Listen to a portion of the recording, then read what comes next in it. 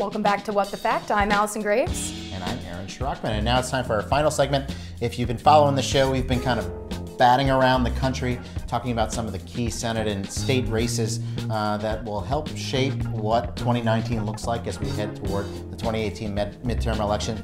This week, we're going to Nevada, where Republicans are facing one of their few threats to hold on to a seat. The Republican Dean Heller is facing a serious challenge from Congresswoman Jackie Rosen.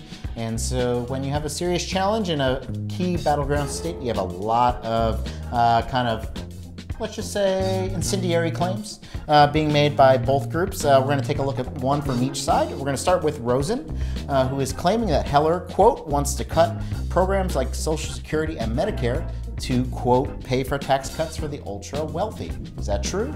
Let's find out.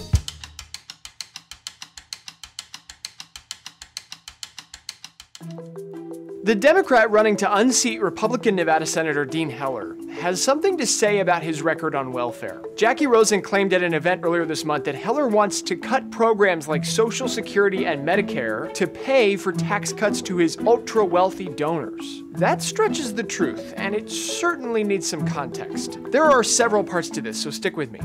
First, we should break down the accuracy of Rosen's claim that Heller wants to cut Social Security and Medicare. Heller has supported legislation that would slow the projected growth in spending on Medicare. There's some debate about whether or not that constitutes a cut.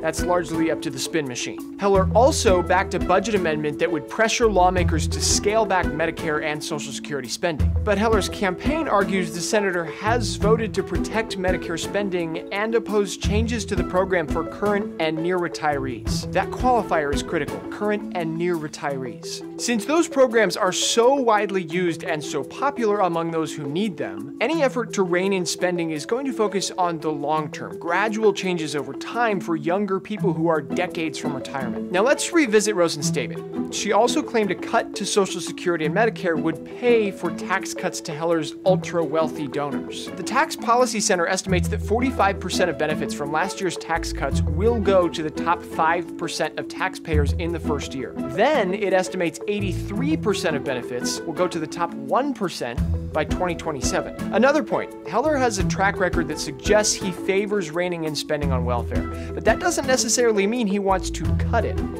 And it's not a given that lost revenue from the tax cuts will be made up by tightened spending on welfare. So Rosen's claim takes facts and spins them. To understand the truth behind it, you need a lot of context. All right, Allison, so how did we end up rating this claim? We rated it half true. All right, which means partially accurate, partially inaccurate. Why don't you explain why? So Heller's record here really provides a mixed bag for supporters and critics. So we're going to run through some key things, key actions he took, and whether or not those amount to cutting Social Security and Medicare and what they have to do with tax cuts. So I think the first action to look at is that Heller voted for a Senate budget resolution, which over 10 years would have slowed the growth of Medicare by over $473 billion, less than the Congressional Budget Office estimate. Now, whether or not a slow growth rate is the same as a cut is something that we've kind of debated. And then another thing is that he co-sponsored a Senate balanced budget amendment, which, wouldn't have made cuts to Social Security and Medicare right away, experts said, but it would definitely bring up the potential for lawmakers in the future to maybe have to cut those programs. But then we can look to the new current tax law, of course. So how much of this is going to top earners versus the middle income earners? So nearly half of the benefits of the tax cut law would flow to the top 5% of taxpayers in the first year.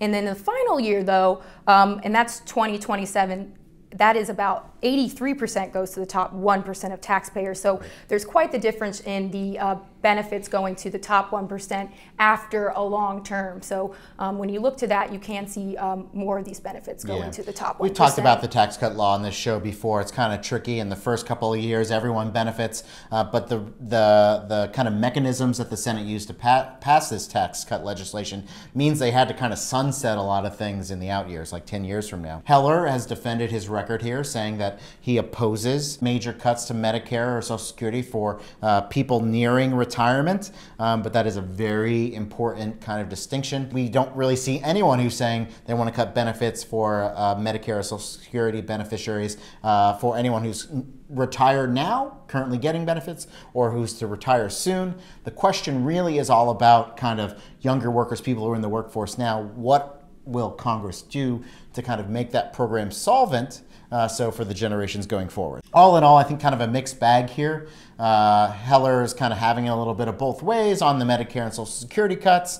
On the tax cuts, it's kind of the law itself is kind of ambiguous, at least in the first couple of years. So we said half true, kind of maybe unsatisfying, but so be it. All right, it's time for a claim now. Jackie Rosen is getting levied with by Dean Heller. So this is Heller who says Rosen, quote, skipped work at the expense of veterans to attend a publicity stunt.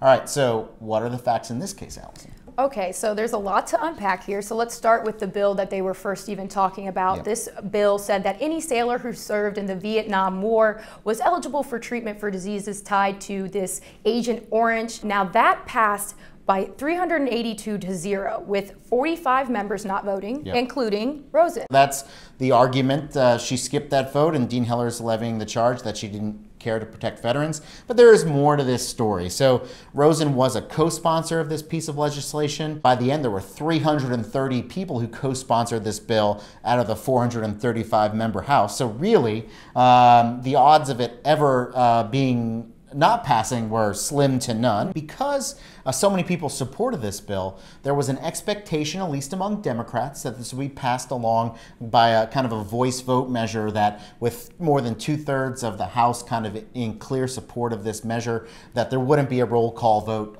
the way things normally happen or you see on C-SPAN. And so that was the plan, but something changed, and they did end up taking a floor vote, and Jackie Rosen wasn't there. On the day of the vote, she was actually in El Paso, Texas, meeting with the American Civil Liberties Union. She toured a border protection facility and one of the unaccompanied minor facilities in Texas. She was with another House Democrat from California, and it was an official visit, meaning that it was her representing her district in official capacity to learn, she said, more about the situation along the border. Two things here. One, again, she was on official business, doing official work, so a publicity stunt is kind of in the eye of the beholder. And two, she wasn't sure, did not know if that vote would be a roll call vote, so she wasn't there to take place. Heller has something of a point, but he really takes things too far, saying she skipped the vote, she was clear in support of it, and she knew it would pass, really, based on the number of co-sponsors. And secondly, a publicity stunt, you know, she was actually on an official business. She's definitely working, yes. So in the end, we ended up rating this claim mostly false. All right, that's it from Las Vegas and Nevada, where we're going to be watching that Senate election through November. That's also it for this show. Did you enjoy yourself? I did. I would do better next time, but I loved it a lot. Oh, good. Well, we'll happily have you back. And facts still do matter, folks. So we'll be back at it again next week. Katie will be back, and we'll break down the latest falsehoods on the campaign trail and in your newsfeed. Stay with us.